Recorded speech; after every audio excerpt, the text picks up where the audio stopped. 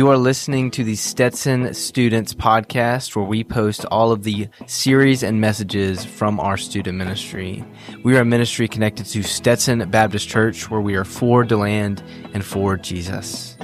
If you would like to learn anything more about our ministries, please check out our social medias or go to stetsonbaptistchurch.org.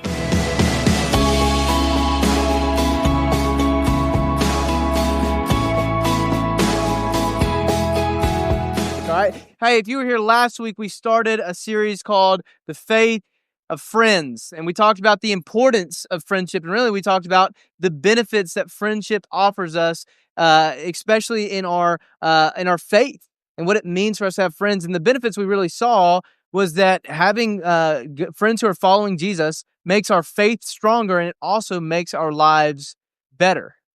But here's the thing is I don't think anybody here doesn't think friendship's important, right? I feel like everybody understands there is an importance about friendship because friends help you go through hard times, right?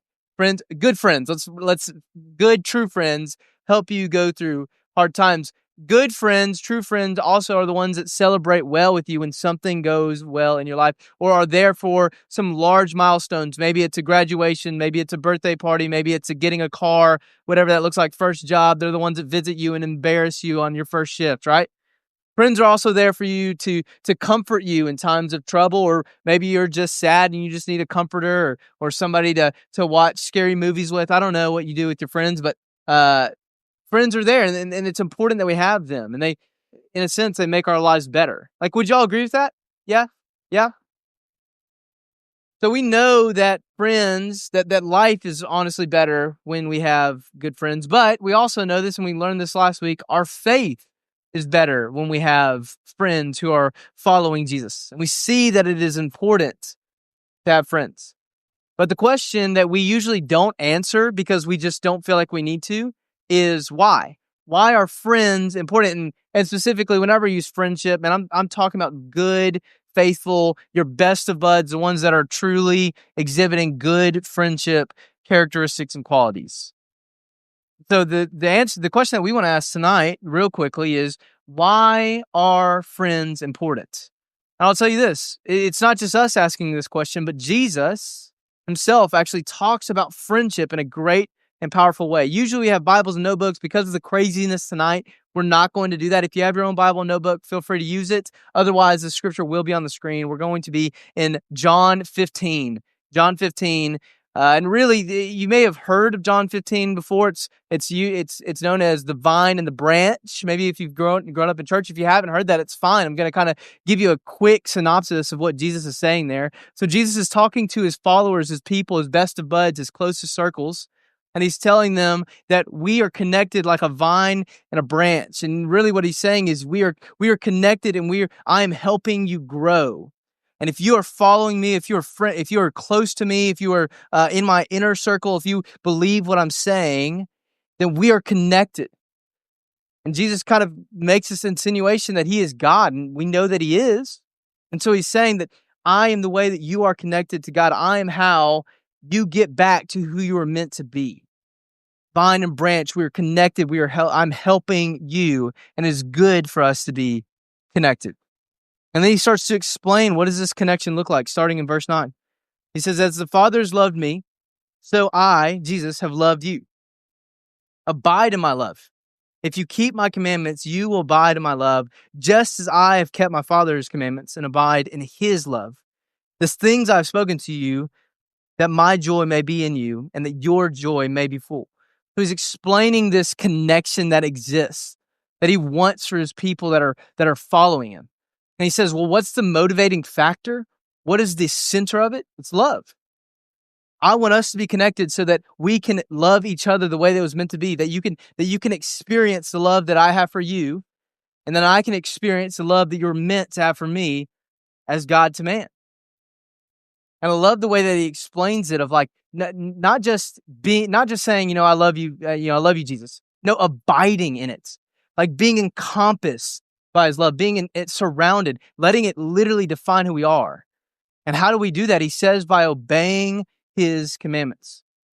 What does love look like? It looks like obedience. That may like catch you off guard. You may have never heard that, like love and obedience being hand in hand, but I'll tell you it's true. Because I think about it like me and my parents, maybe you and your parents. The times I'm closest and was closest to my parents growing up was when I was obedient, was when I did the dishes when I was told to the first time, was when I got home before curfew, was when I did my homework in a way that wasn't bad and didn't have to hide a grade, right?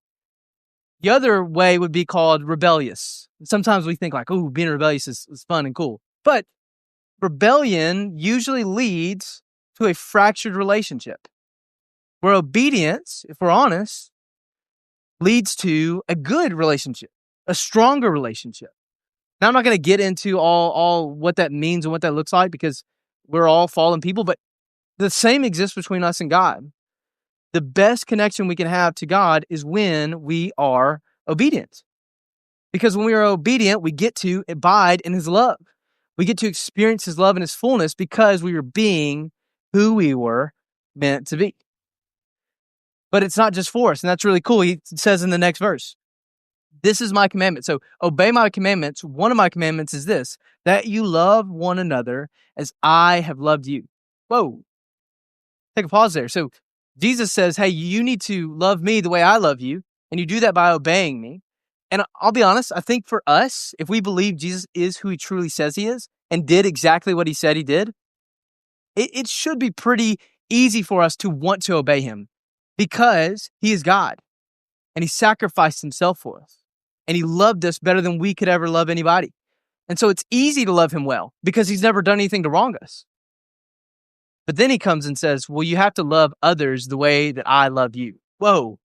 Well, people hurt me, Jesus. People stab me in the back. People say not nice things to me. You're saying I gotta love them? Yeah. He wants the love that He has with us to spread and be shared to others. Not just people that we like, even though it's easy, and it should be. We should love them, but also to maybe those who annoy us, maybe those who aren't on our good side all the time. Because if we're honest, I'll tell you, your friend at some point is going to be on your bad side, and you're going to be on your friend's bad side because we're broken people. But Jesus sees us and He says, no, my commandment is that you love one another as I have loved you, that you have a connection with one another the same and similar way that we have a connection. Great and awesome way, in a way that we were meant to. But I love this. This is so important, so huge. Jesus is described as many things in the Bible, and this is maybe one of my favorite descriptors, and He uses it Himself. This is verse 13. Greater love has no one than this, that someone lay down his life for his friends. And I say, you are my friends if you do what I command you. No longer do I call you servants, for servants do not know what their master is doing, but I have called you friends. For all that I have heard from my Father, I have made known. And it's so important. You hear it? And Jesus is a lot of things to us. And one of the most important things is He's our friend. You have a friend in Jesus. I know I just hit Toy Story. Isn't that you have a friend in me?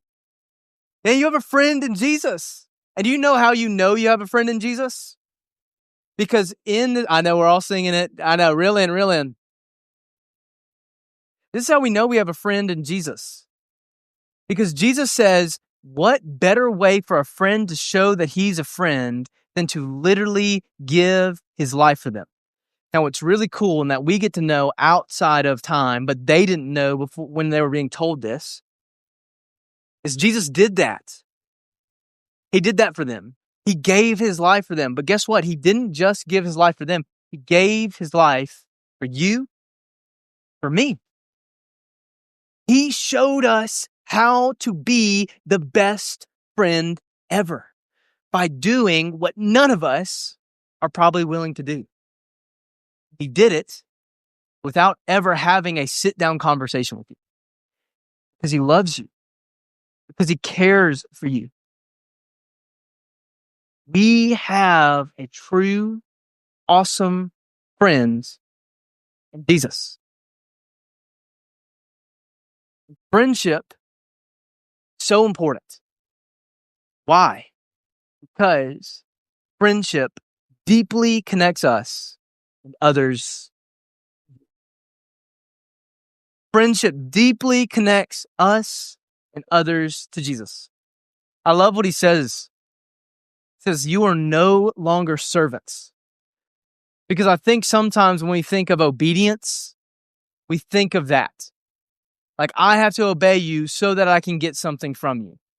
I'm going to serve you because I'm a servant to you. You know, Jesus, you are so much greater than I am. And he is. You're all good. Jesus, you are so much greater than I am. And he is. Yet he looks at us and he says, hey, I know that you might think of us as a servant-master relationship. And I get that. That's easy to misconstrue or think. But I no longer call you that. Because for you to be my servant and I to be your master, I'd have to keep you in the dark about a lot. But I'm not doing that. I am the friend. What's cool is in this moment, our friendship with Jesus doesn't just have to be about our friendship with Jesus. Our friendship with Jesus gets to flow into every other relationship that we have. Because we get to look at friendship through a different lens now.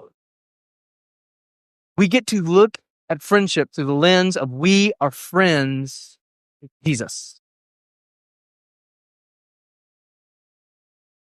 What's so cool, Jesus isn't just looking at us and saying, hey, we are a friendship and it's just us.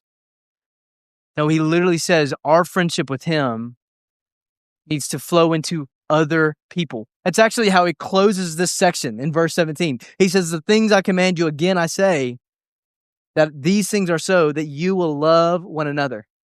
That the relationship that we have, me and Jesus, you and Jesus, the friendship we have doesn't just stop there, but you get to use the relationship, connection, love, intimacy, friendship that you have with Jesus and express it and show it to everybody who surrounds you.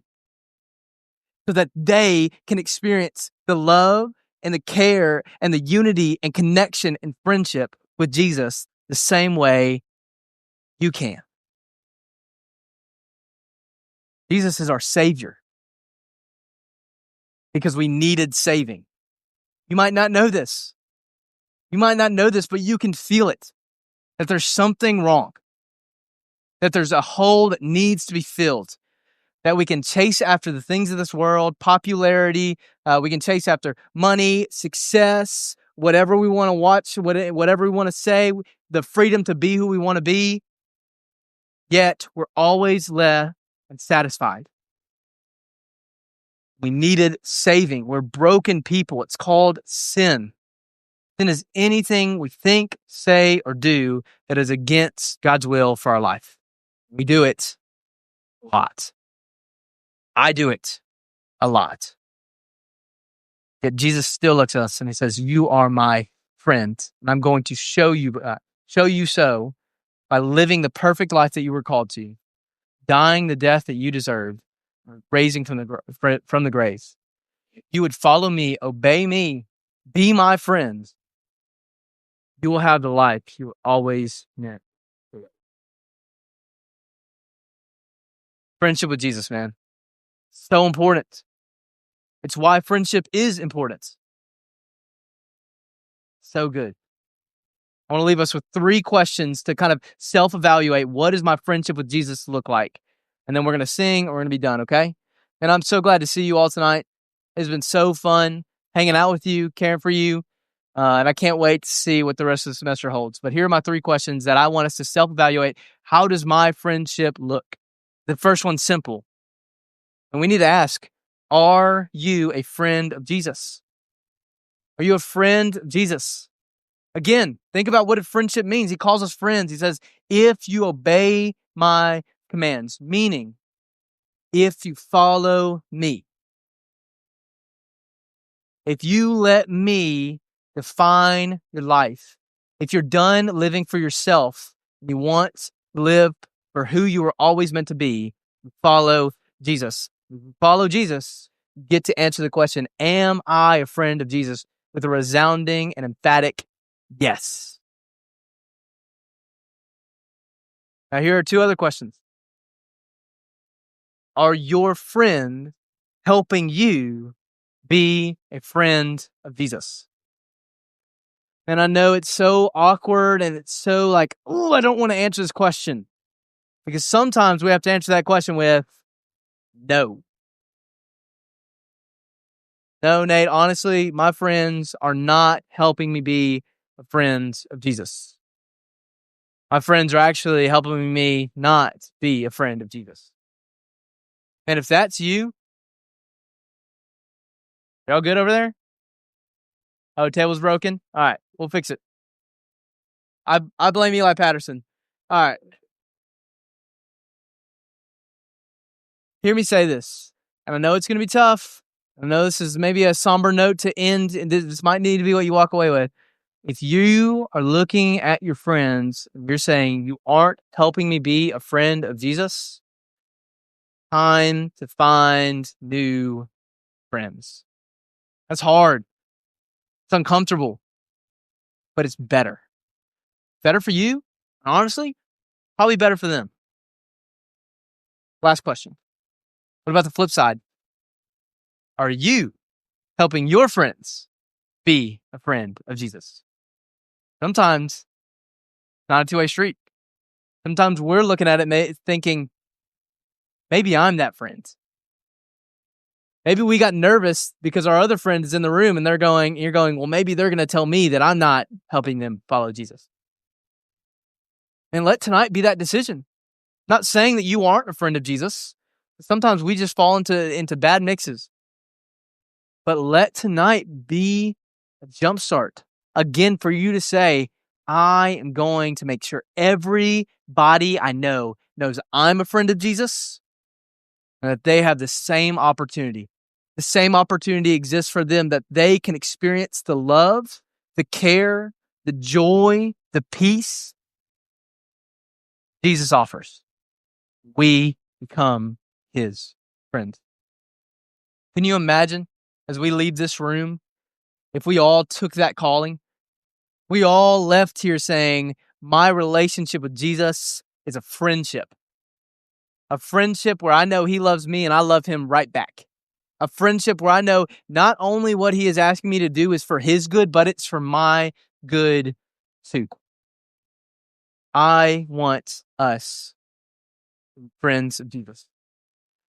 I want us to impact our families being friends of Jesus. I want us to impact our friends being friends of Jesus. I want us to impact our teams for being friends of Jesus, our classmates for being friends of Jesus, our coworkers for being friends of Jesus. Hear me say this. I want us to impact our enemies, the people who talk bad about us, the people who talk behind our backs, the people that we look down upon, the younger kids that, as we are upperclassmen, that annoy us, the upper kids that make fun of us as we're younger. I want them to know I'm a friend of Jesus. They can. It'd be awesome. Everybody in this room took that calling. The land would change for the better. Now, let me pray. We're going to sing and we're going to get out of here, all right? Thank you for listening. We hope you have a great week and that you are a light for Jesus. Grace and peace.